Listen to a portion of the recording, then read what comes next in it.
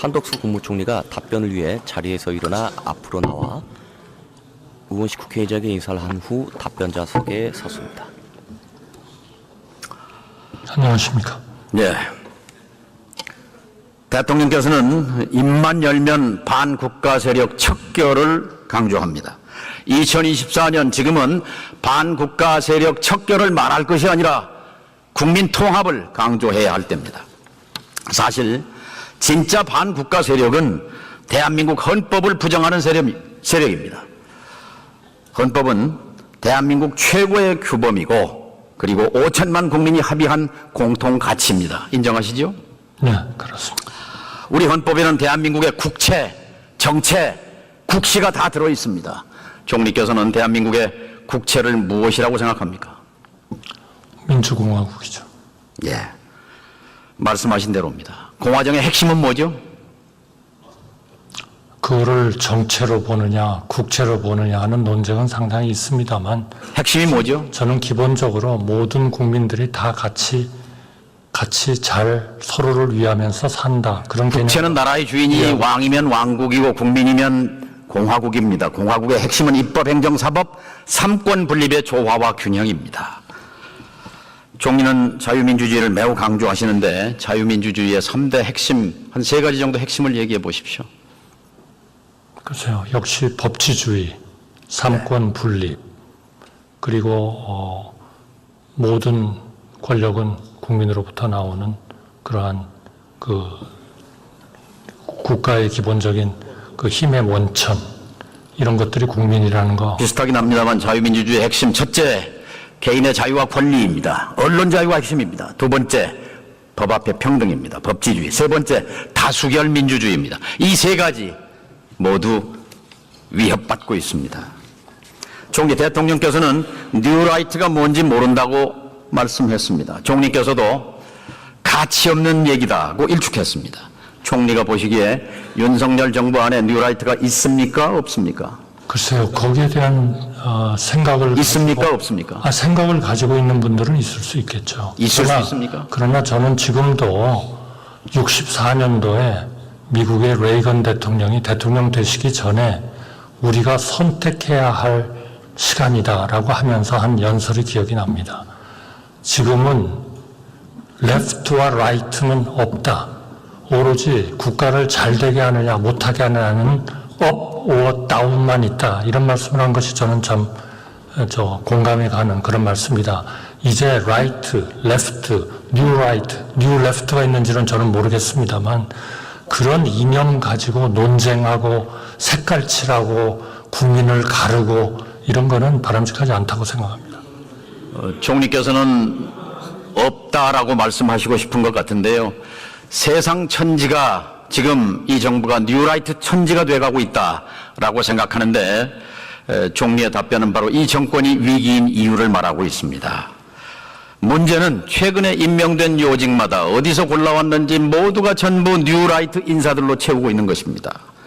노동부 장관, 통일부 장관, 안보실장, 독립기념관장, 한국학중앙연구원장, 방통위원장 이루다 셀 수도 없습니다. 총리와 저는 깊은 인연이 있습니다. 제가 노무현 정부에서 NSC 국가안보회의 위원장으로 일할 때 총리께서는 국무조정실장으로 여기 참여하셨습니다. 네, 그렇습니다. 노무현 정부의 국정 철학을 누구보다 잘 이해했고 앞장섰던 분입니다. 2007년 노무현 정부의 마지막 총리로서 북한의 김영일 총리와 남북 총리회담을 서울에서 갖기도 했습니다. 한반도의 평화 정착을 훌륭하게 뒷받침했던 분입니다. 제가 아는 한덕수 총리는 그런 분입니다. 총리, 북한을 타도 대상이라고 말하는 사람이 있습니다. 같은 생각입니까? 저는 그렇게 생각하지 않습니다. 북한은 우리의 동족이 있는 그러한 그 지역이고 우리가 그 주민들에 대해서 항상 돕고 또 그런 주민들이 잘 되도록 그렇게 도와야 된다고 생각합니다. 통일을 흡수 통일이어야 한다라고 하는 주장이 있습니다. 동의하십니까? 저는 동의하지 않습니다. 그리고 그거는 우리 헌법에서도 허용하지 않습니다. 한마디로 우력 통일론에 대해서는 어떻게 생각하십니까? 한마디로 무력에 의한 현상 변경, 이것은 안 된다 하는 것이 우리 헌법이 정하는 평화적 통일을 지향하는 것입니다. 그렇다면 만약에 이 같은 생각을 가진 사람이 국가의 외교 안보 전략을 좌지우지하는 자리에 있다면 이것은 굉장히 위험한 일입니다. 그렇지 않습니까? 그러한 그 무력의 준비, 이것은 국가를 보유하는 데 있어서는 저는 필수적이라고 생각합니다. 왜냐하면 현재 북한의 김정은이 남쪽을 적이라고 규정하고 있고 통일을 하지 않겠다고 얘기하고 있고 하기 때문에 그렇게 우리 의원님이 통일부 장관을 노무현 정부에서 하시면서 NSC의 위원장으로서 미국에 가셔서 협상도 많이 하시고 한 거를 제가 잘 알고 있습니다. 그러나 기본적으로 그러한 북한의 준비 또 우리의 대화에 대해서 응하지 않고 핵 문제에 대해서 전혀 진전이 없고 이런 상황에서는 그러한 일들이 대화에 응할 때까지는 우리가 강력한 자강, 그러한 힘을 우리가 갖추지 않으면 국가를 보유할 수 없다. 저는 그렇게 생각합니다. 좋은 말입니다. 그렇게 그런데요. 준비하는 것이 남북 간의 하나의 그런 대결을 오히려 완화시키는 그런 쪽으로 작동할 수도 있다. 그렇게 생각합니다. 이 사람은 지난번 대선을 대한민국 세력과 반국가 세력의 대결이다 이렇게 주장합니다. 동의하십니까? 그렇다고 생각합니다. 왜냐하면 반국가 세력이라는 게 결국 대한민국의 정체성. 그렇다고 생각한다고요? 자유민주주의 이런 거를 부정하는 분들 아니겠습니까? 그러니까 국내적인 선거 자체가 그러한 세력 간의 투쟁이다 이렇게 보기는 어렵지만 우리가 항상 염두에 둬야 되는 것은 대한민국의 정체성을 부정하는 그런 분들에 대해서 경계심을 가져야 된다 하는 그런 우리의 준비는 있어야 된다. 반국가 세력은 야당이었습니까? 아닙니다. 특정 지칭을 하는 것은 아니라고 생각합니다. 반국가적인 행위, 그런 행위를 하는 분들을 지칭하지 않을까 생각합니다. 예를 들면 최근에 우리의 군사에 대한 정보 이런 것들을 적국에 넘긴다든지 하는 이런 일들을 하는 사람들은 분명히 그러한 그 반국가 세력에 속하는 분들이라고 생각합니다. 총리, 중일마라고 하는 말을 들어보셨습니까? 네, 들었고요. 그래서 제가 어제 죄송합니다. 한마디로 그 중일마라는 거를 말씀하신 분의 그 말한 전체적인 내용을 저는 처음부터 좀 끝까지 충분히 보고 이분이 어떤 뜻에서 얘기를 하는구나 하는 것을 판단해 주셨으면 좋겠습니다. 중일마라는 딱 그 세 글자를 가지고 얘기를 하니까 완전히 정신 나간 사람이 되는 거죠. 그런 게 아니고요. 그분이 얘기한 거는 일본으로 하여금 강제적으로 하고 싶지 않은데 강제적으로 사과를 하게 하는 것이 큰 의미가 없을 수 있다. 그러니까 미래를 보고 한일 간의 관계를 더 발전을 시켜서 일본이 우리 의원님 잘 아시는 DJ 오부치 같은 그런 기회에 그렇게 사과를 할 수 있게 하는 것이 더 의미가 있는 거 아니냐. 처음부터 끝까지 그분이 한 얘기를 읽어보시면 아마 의원님도 그 이해하실 겁니다. 그렇게 돼 있습니다. 그런데 그거를 딱 중일마 세 글자를 가지고 판단을 하니까 이게 그냥 이상한 해석이 돼버리는 거죠. 저는 그렇게 믿습니다. 그런데 이 사람은 누구입니까? 그분은 또 그런 사람입니다. 제가 이름을 거명하지는 않겠습니다. 어느 직책에 있는 사람입니까? 죄송합니다. 제가 이름을 거명하지는 않겠습니다. 그 사람의 이름을 입에 올리시는 것이 그렇게 어렵습니까? 아닙니다. 의원님께서 이미 다 아시리라고 생각이 들기 때문에 어느 직책에 있는 사람입니까? 직책을 제가 얘기할 필요가 없겠습니다. 이미 다 아시니까요, 의원님께서.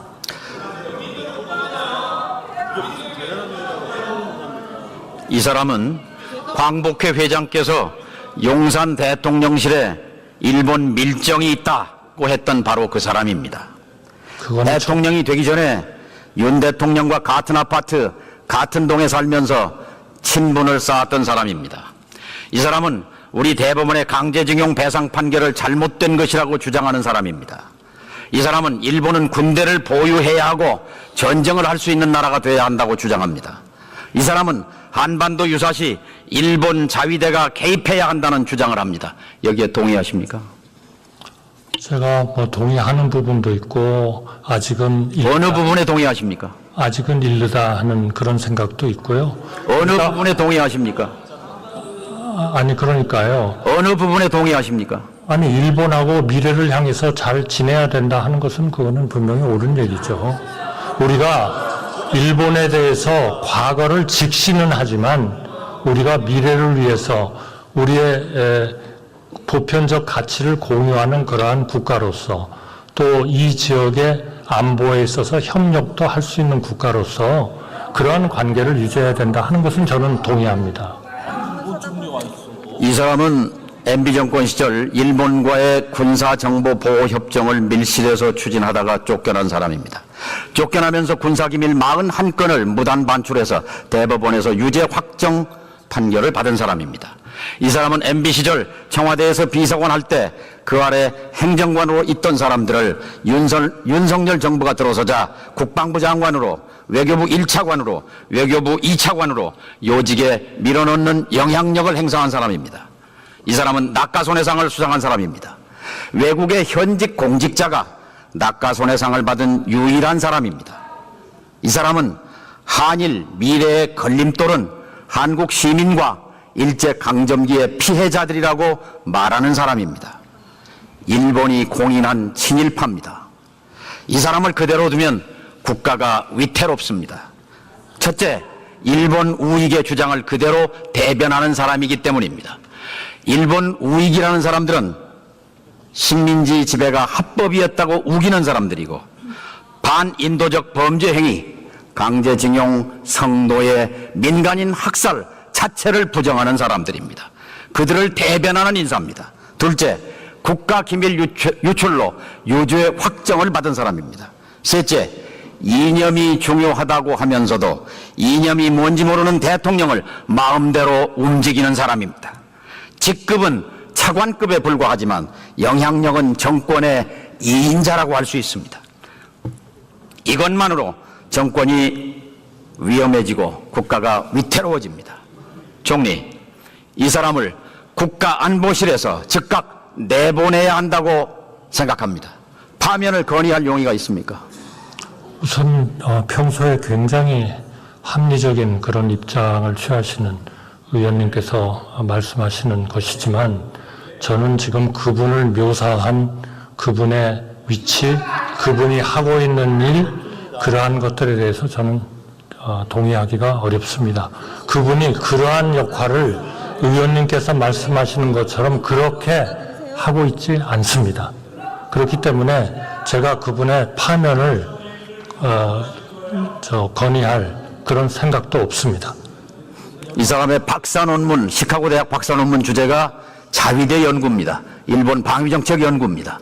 그리고 이 사람이 쓴 책, 논문, 글, 기고, 발언 제가 인용한 것들입니다. 출처 다 보내드릴 수 있습니다. 총리는 이미 사의를 표명한 분입니다. 쓴소리를 못할 이유가 없습니다. 옳은 일이라면 얼마든지 해야죠. 그러나 그 일은 옳은 일 같지가 않습니다.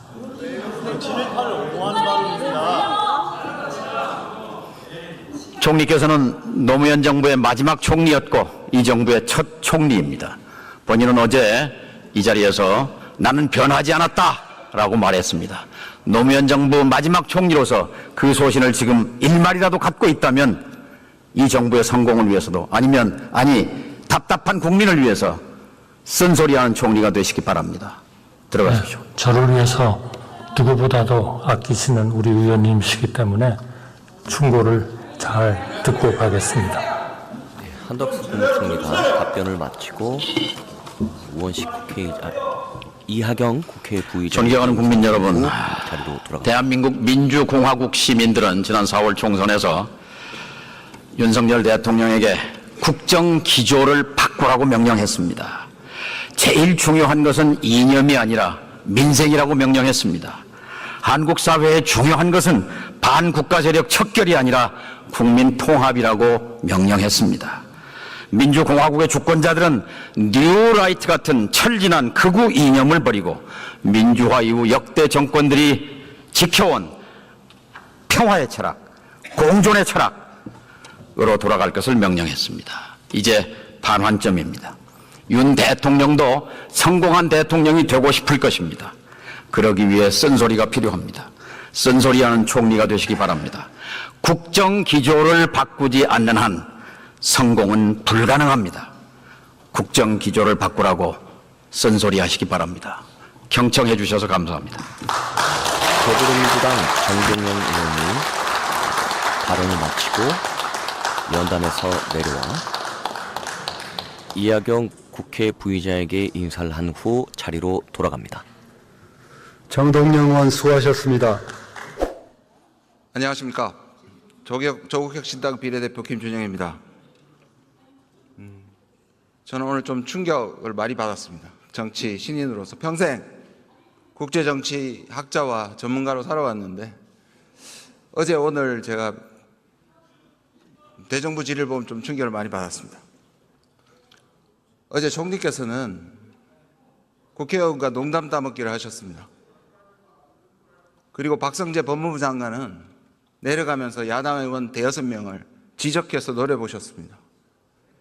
오늘 국무위원도 아니신 국방부 차관이 나와서 논쟁을 합니다. 저희가 국회의원이라서 존경을 요청하는 게 아니라고 들었습니다. 국민을 대변하기 때문입니다. 장관께서, 국무총리께서 프레임을 가지고 계신 것 같습니다. 저는 학자로서 정책 질의하겠습니다. 똑같이 선동하지 마시기를 바랍니다. 국민의힘 의원님들 조금 전까지 품격을 얘기하셨습니다. 그죠? 지난번에 정신 나갔다고 얘기해서 제가 발언을 못했습니다. 오늘 망상을 한다고 비난하셨습니다. 아니 망상을 하신다고 망상하는데 왜 그러라고 했습니다. 품격을 지키십시오.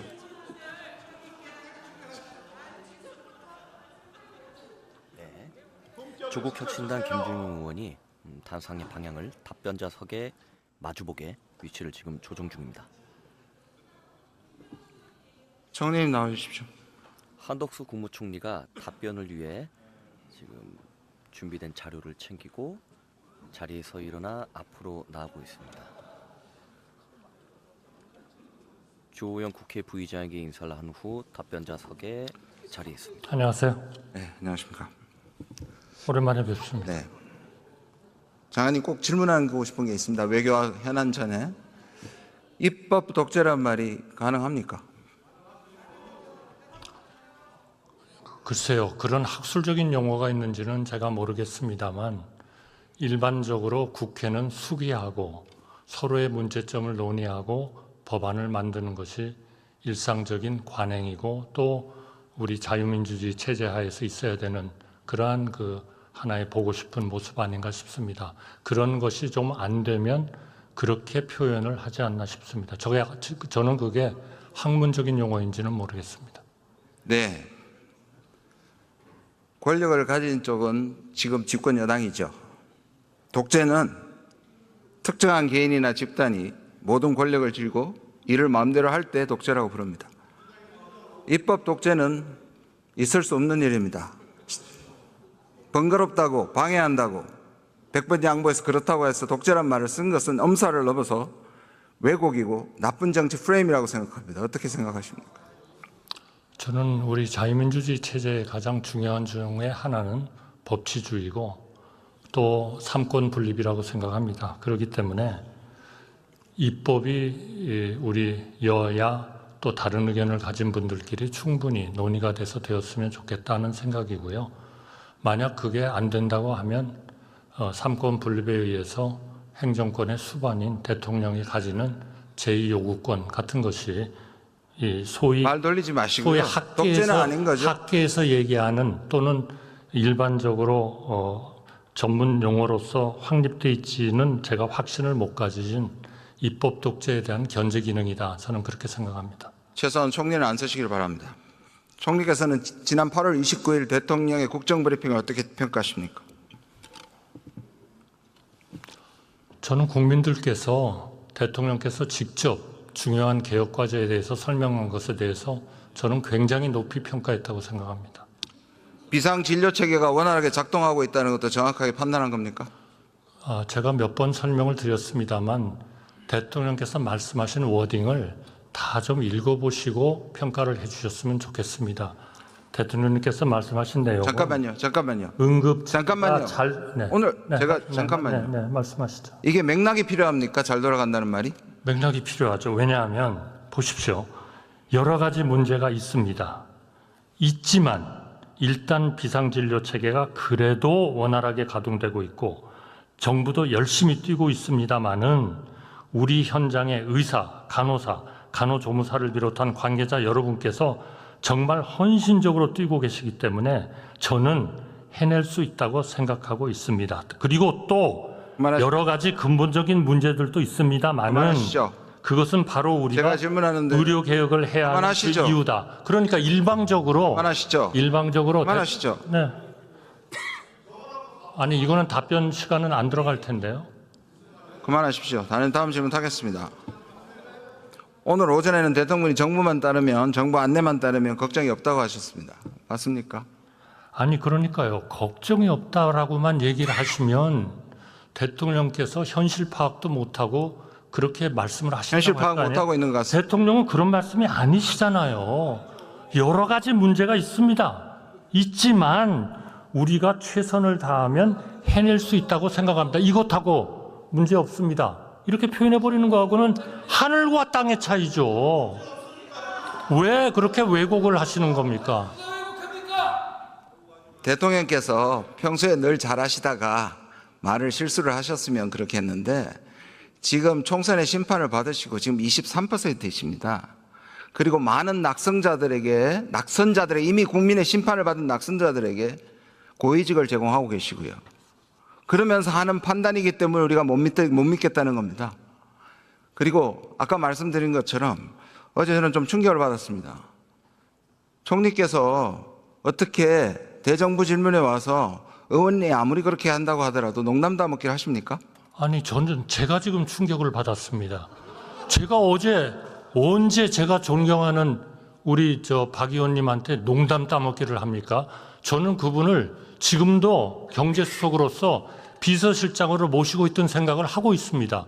저는 그렇게 남이 얘기하는 얘기를 그렇게 가볍게 얘기하는 거는 정말 저에 대한 모욕입니다. 네. 대통령께서 총리 인준에 자신이 없으셔서 재신임하셔서 안심하셔도 충분히 자기 지조를 있을 수 있는 분이 굉장히 실망스럽습니다. 다음 질문으로 넘어가겠습니다. 저도 계엄이나 독도를 뺏긴다는 생각은 하지 않고 있습니다. 그건 정확한 지적이십니다. 그런데 제가 언제 뺏긴다고 했습니까? 계엄이 성공한다고 했습니까?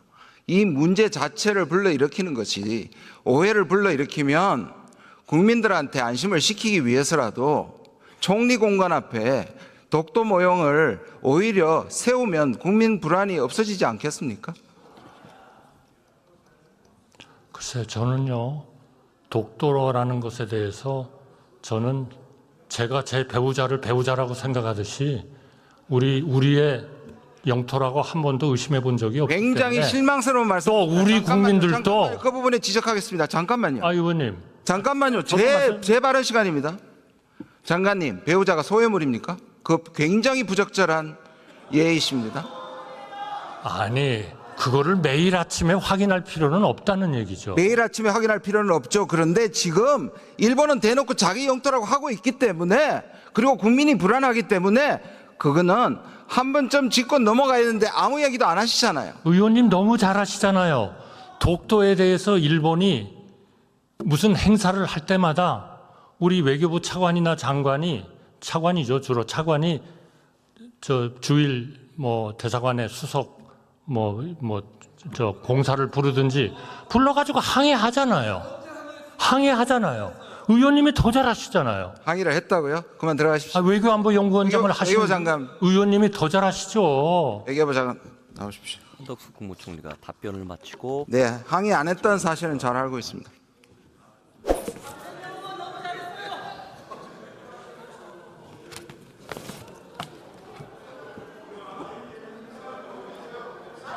더불어민주당 장경태 의원이 탄상의 방향을 답변자석과 마주하게 위치를 조정하고 높이를 자신의 키에 맞춰 조정했습니다.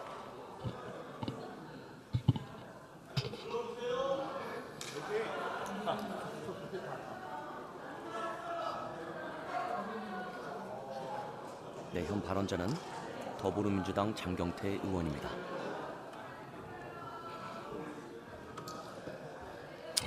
김영현 국방부 장관이 앞으로 나와 주십시오. 김영현 국방부 장관이 답변을 위해 자리에서 일어나 앞으로 나와 답변자석 앞에 섰습니다. 주호영 국회 부의장에게 인사를 했습니다. 육사의 전신은 어디입니까? 네? 육군사관학교의 전신. 군사영어학교입니다. 아, 그렇습니까? 신흥무관학교는 관련이 없습니까? 그것은 바로 직접적인 연관은 없지만 정신은 이어받았다고 생각합니다. 국군의 전신은 어디입니까? 네? 광복군과 독립군은 국군의 전신입니까? 그 정신은 이어진 것이라고 생각합니다. 네. 그러면 광복군과 독립군의 적군은 누구입니까? 독립군의 적군은 일본군입니다. 네. 우리 국적은 일본, 우리 국민, 당시 국민의 국적이 일본입니까? 그것은 불법적인 합방이었기 때문에 국민으로 볼 수가 없습니다. 그렇죠. 네. 그렇기 때문에 우리 안창호, 윤봉길, 안중근 의사들이 그렇게 독립운동했다고 생각합니다. 이 군대에서 충암파, 용연파라는 불리는 계파가 있다는 거 들어보셨습니까? 네, 언론을 통해서 들었습니다. 네, 군대 내 사조직 있으면 안 되겠죠? 군인복무 기본법 시행규칙에 의해서 안 되겠죠? 사조직이라고 생각지 않습니다. 장관께서 이진우 수방사령관, 곽종근 특전사령관, 여인영 방첩사령관 공간으로 불렀습니다. 왜 부르셨습니까? 작년 연말인가 됐을 것 같은데 전임 국방부 장관하고 티타임을 하면서 전임 국방장관도 수방사령관 출신이고 해서 둘이서 얘기하다가 옛날에 우리 수방사령관 할 때 그때는 그 경호처장께서 이렇게 주기적으로 격려도 해주고 1년에 두세 번씩 이렇게 밥도 이렇게 사주시고 했는데 요즘은 그런 거 없냐라고 물어보시더라고요. 그래서 제가 그때 깜빡해서 미안합니다. 제가 용산 이전 때문에 정신이 없어가지고 신경을 못 썼다. 그랬더니 이제 전임 장관께서 기회가 되면 너무 고생하는 것 같은데 격려 식사라도 한번 해주면 좋겠다. 이런 말씀이 계셨거든요. 사적 만남을 하신 겁니까? 그래서요, 그 말씀이 계셔서 기회를 보다가 봄에 한 3, 4월 전 정도 된 것 같습니다. 그때 봄에 격려 식사 한번 한 겁니다. 그러니까 사적 만남이시라는 거죠? 사적 만남이 아닙니다. 이것은 관례적으로 오신 분들이 수방사령관, 특전사령관, 방첩사령관 12.12 사태 당시에 상당히 관여된 혹은 계엄령 선포 시에 상당히 중요한 역할을 하는 분들입니다. 알고 계십니까? 동의하지 않습니다. 이것은 여부는 묻지 않았습니다. 알고 계시냐고 물은 겁니다. 동의하지 아니, 않습니다. 알고 계시냐고요? 동의하지 않습니다. 동의 여부는 질문 드린 게 아니고요. 대통령 경호처장이 대통령 경호안전대책위원회 소속 맞으시죠? 그 모임에 관련해서는 그 역대 정부 본인 맞으시냐고요? 본인 제가 위원회 소속 맞으시죠? 답변은 들으세요. 제가 지금 어려운 질문 드린 게 제가 아니잖아요. 답변하고 있지 않습니까? 소속이냐고 아니냐고 묻는데 무슨 말씀을 많이 하십니까? 저 아까도 방금 질문을 하셨으면 답변을 들으셔야죠. 대통령 경호안전대책위원회가 대통령 경호 관련한 기구 맞냐고요? 그리고 경호처장이 거기 소속 맞습니까? 그 언급하신 3개 부대는 대통령 경호하고 긴밀한 연관을 가져 있는 부대입니다. 그렇기 때문에 그 3개 부대에 대해서는 역대 정부, 김대중 정부, 노무현 정부를 포함해가지고, 제 들으세요. 역대 정부가 역대 정부의 5공수, 7공수가 포함된 특전사령부가 포함됩니까? 대책위원회 경호처장이 왜 특전사령관을 만나요? 제가 말씀드린 경호와 관련됐으면 수방사령관이나 다른 이 경호안전대책위원회 소속된 이 사령관들 만나야죠. 방첩사령관, 수방사령관 인정할 수 있습니다. 그런데 왜 특전사령관 왜 만나셨냐고요? 제가 지금 설명드리고 있잖아요. 그러니까 제가 지금 복잡한 질문 드리는 게 아니잖아요. 그러니까 제가 설명을 제가 드리고 있는데 그냥 답변을 아니냐고요. 자꾸 끊으시니까 지금 그러니까 아닙니까? 저는 지금 경호안전대책에 대해서 묻고 있는 게 아니고요. 경호처장이 왜 위법하게 부당하게 방첩사령관, 수방사령관, 특전사령관 만났냐고 질문 드리는 겁니다. 위법이 아니라는 것을 지금 말씀드리고 있는데 위법이죠. 사적으로 만나신 겁니까 그러면? 제가 답변 대통령 드리겠습니다. 경호와 관련돼서 만나셨다고 했잖아요. 인터뷰에서는. 말씀드리지 않습니까? 지금 들어보시고 얘기하세요. 짧게 대답하십시오. 어쨌든 짧게 답변. 네, 짧게 말씀드리겠습니다. 방금 말씀하신 그 3개 부대는 대통령 경호와 긴밀한 연관을 가지고 있는 부대입니다. 세부적인 얘기는 할 수가 없지만 그렇기 때문에 김대중 대통령, 노무현 대통령을 포함해서 역대 정부에서 경호처장들께서 다 한 분도 빠짐없이 1년에 4번 내지 5번, 적게는 한두 번 이렇게 격려 식사를 해 오셨습니다. 네. 물어보십시오. 그러면 하실까봐. 이런 어떤 경호 활동은 정상적이고 관례적인 경호 활동으로 봐야지 이게 어떻게 불법이라고 말씀하십니까? 자, 김도균 전 수방사령관은 사령관 재직 25개월 동안 그런 회동 한 번도 없었다. 주영훈 경호처장도 마찬가지로 그런 적 없다라고 했습니다. 무슨 역대 정권 했습니까? 그렇게 변명하실까봐 제가 이렇게 답변을 준비해 왔습니다. 그리고 네. 지금 여인영 방첩사령관은 충안고 후배시죠? 네. 맞습니까? 이진우 수방사령관은 장관이 구산단 재직했을 당시 사단장인 이규환 장군 아들이 맞습니까? 아주 가까운 네, 관계시네요. 알고 그런 걸로 알고 원래 그럼 있습니다. 어렸을 때부터 잘 하셨겠네요. 좀 젊은 네? 시절부터 젊은 장교 시절부터 잘 하셨겠네요. 얼굴을 처음 봤습니다. 전혀 모르셨다. 그렇습니다. 인사 과정에서 방첩사령관, 수방사령관 인사 과정에서 개입한 바 없습니까? 저는 개입한 바 없습니다. 개입할 여지가 없습니다. 증거가 잘 남을 것 같습니다. 군 골프장엔 선부가 있습니까? 네? 군 골프장에 3부 골프가 있냐고요? 3부 골프요? 네, 1부, 2부 하지 않습니까, 골프? 저는 잘 모르겠습니다. 아니, 군 골프장에 3부 있냐고. 그러니까 골프 안 치십니까? 있는지 없는지 잘 그러면 모르겠습니다. 장관은 골프 안 치십니까? 저는 최근에 들어와서 친 적이 없습니다. 아, 치지 않으십니까? 네. 공직자가 골프 칠 때는 어떤 때 쳐야 된다고 생각하십니까? 매우 유의하면서 쳐야겠죠? 예를 들면 국지도발이 특히 국방부 장관 혹은 경호처장 혹은 군 관련된 인사일수록 국지도발이 있거나 태풍, 수해 등의 어떤 피해가 있거나 재난 상황 시에는 자제하셔야겠죠? 네, 그렇습니다. 그건 당연하죠. 8월 24일 혹시 토요일 오후 혹시 기억하십니까? 언제 몇 년도 8월 24일 몇 년도 8월 24일 말씀? 올해 8월 24일이고요. 올해 8월 24일 이요? 국방부 장관 지명되시고 나서 이 9월 2일에 있을 인사청문회 준비하기 전 한 일주일여 전 기간이 말씀드리는 겁니다. 네. 혹시 그날 일주일여 전이니까 인사청문회 준비하시고 계셨겠죠? 네. 지명을 8월 12일에 하셨고요. 9월 2일에 인사청문회가 있었습니다. 네. 예, 8월 24일 토요일 오후 네. 뭐 하셨습니까? 이랬을 겁니다. 인사청문회 준비하셨습니까? 그렇겠죠. 그렇겠죠. 그럼 혹시 이 한성대 골프장 혹시 알고 계십니까? 성남 비행장 예, 말씀하십니까? 그렇습니다. 네, 네. 알고 한성대 골프장은 예약 시간이 오전 6시부터 오후 1시, 또 운영 시간은 오전 6시부터 오후 7시 맞습니까? 있습니다. 그건 잘 모르겠습니다. 마지막 티가 들어오는 시간이 1시에서 1시 30분 정도라서 한 5시간 정도에서 운영을 마감한다고 하더라고요. 글쎄, 그건 잘 모르겠습니다. 아주 중요한 제보가 왔습니다. 이 8월 24일 이전 8월 22일에 부천 화재 사건으로 인해서 안타까운 희생자들이 많이 나왔었습니다. 알고 계십니까? 네, 알고 그리고 있습니다. 23일, 24일에 장례식이 있었고요. 25일과 26일에는 발인이 있었습니다. 그 고인들의 명복은 빚이죠? 빚이나요? 당연하죠. 네, 당연하죠. 그런데 8월 24일 이 한성대 골프장 5시에 전임 골프팀이 다 빠져나가고 난 이후 시점에 윤석열 대통령과 김건희 여사 그리고 경호처 1인이 이 한성대 골프장을 이용했다는 제보가 있습니다. 그 경호처 1인이 장관 아니십니까? 저는 거기 간 적도 없고 그날 저는 청문회 준비하느라고 정신없어서 그 상황은 전 알지를 못합니다. 이날이 아주 의미 있는 날이더라고요. 지금 22일 날이 중앙지검장이 총장에게 김건희 여사 무혐의를 보고했던 날이고요.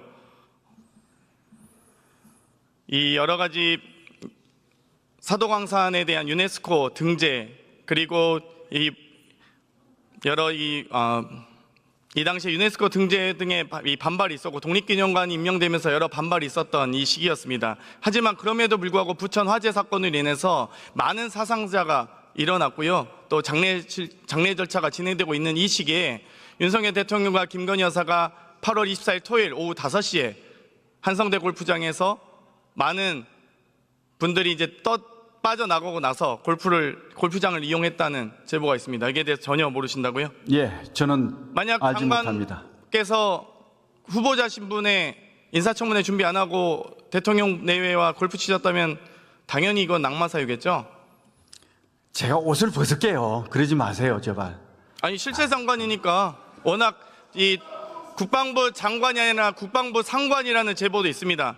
아이, 그 제보만 가지고 그렇게 자꾸 이렇게 말씀하시면 안 됩니다. 사실 확인을 하셔야죠.